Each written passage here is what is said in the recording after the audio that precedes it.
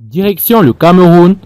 Dans la ville de Tchang, le fantôme de l'enseignant Tchakounté assassiné fait des ravages. Abonnez-vous à Speedy Info. Surtout, n'oubliez pas de liker la vidéo et activer la cloche de notification.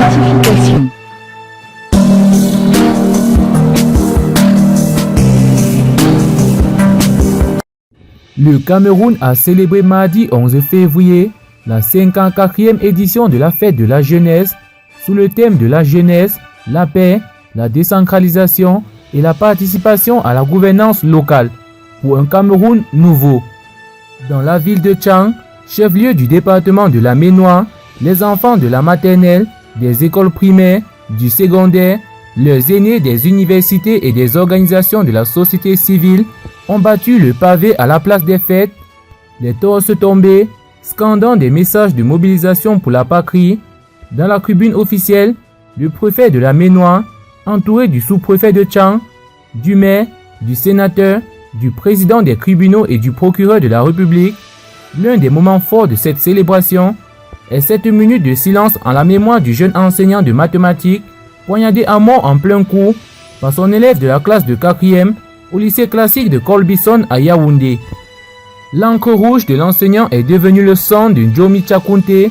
Ce propos de Dr Jean-Claude Trancap, un historien à la réputation établie et consultant pour la parade du 11 février 2020 à Tchang, ont détonné.